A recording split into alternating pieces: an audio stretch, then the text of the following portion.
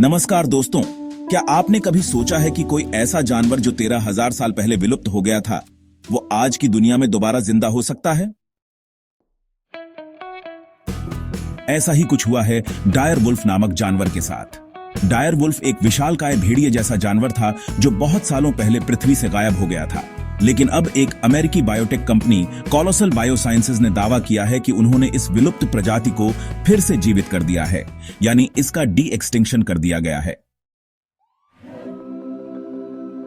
Colossal company केवल Dyer wolf तक सीमित नहीं है, बल्कि उनका लक्ष्य है कि वे भविष्य में और भी कई विलुप्त हो चुके जानवरों को फिर से जिंदा करें, जैसे कि ऑस्ट्रेलिया का टेस्मेनियन टाइगर, डोडो पक्षी जो 1600 के आसपास मॉरिशियस में विलुप्त हो गया था, और वुली मैमथ जो एक विशालकाय हाथी जैसा जानवर था और बर्फीले युग में पाया जाता था।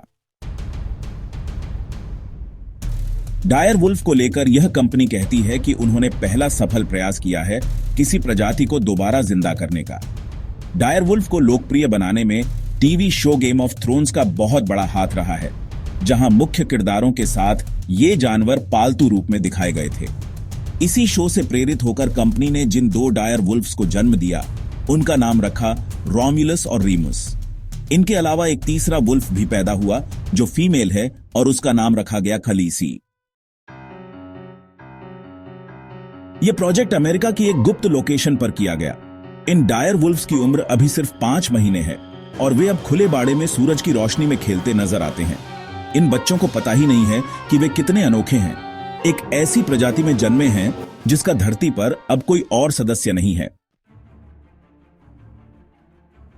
लेकिन इस पूरी कहानी में ट्विस्ट यह है कि बहुत से वैज्ञानिक और विशेषज्ञ इस कंपनी के दावे पर सवाल उठा रहे हैं। उनका मानना है कि यह असली डायर वुल्फ नहीं है, बल्कि एक मॉडर्न वुल्फ को जेनेटिक इंजीनियरिंग के जरिए बदला गया है ताकि वह डायर वुल्फ जैसा दिखे। यानी यह असल में डायर वुल्फ नहीं, बल्कि जेनेटिकली इंजीनियर्ड आर्म वुल्फ हैं। अब जरा इस प्रजाति के इतिहास को समझते हैं। साल 1854 में पहली बार अमेरिका के ओहायो नदी के पास डायर वुल्फ के जीवाश्म यानी फॉसिल मिले थे। 1858 में वैज्ञानिक जोसेफ लेडी ने इसे कैनिस वंश में रखा, जिसमें सभी कुत्ते, भेड़िए और सियार जैसे जानवर आते हैं।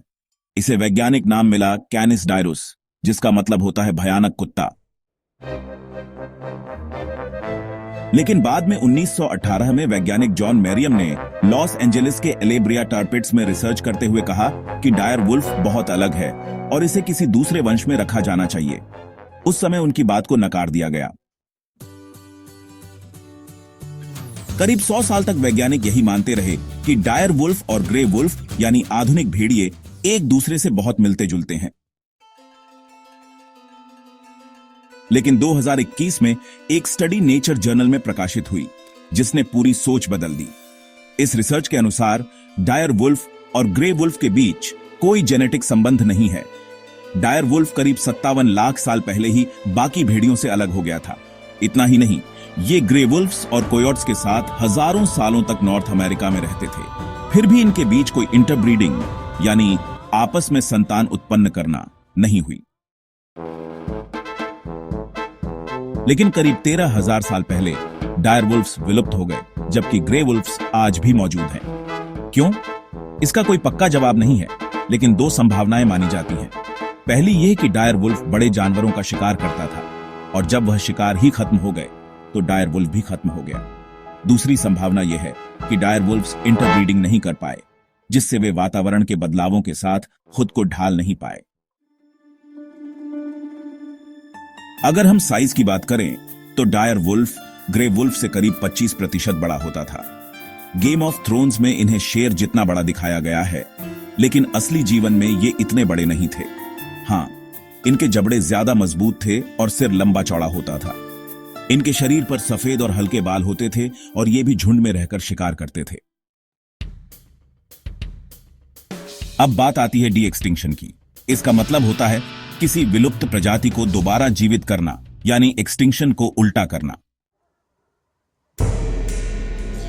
कोलोसल बायोसाइंसेज ने यही तकनीक इस्तेमाल करके एक मॉडर्न भेड़िए को जेनेटिकली मॉडिफाई करके डायर वुल्फ जैसा बना दिया। हालांकि इसमें काफी बहस है कि क्या यह सच में डायर वुल्फ है या केवल एक दिखावे का संस्करण।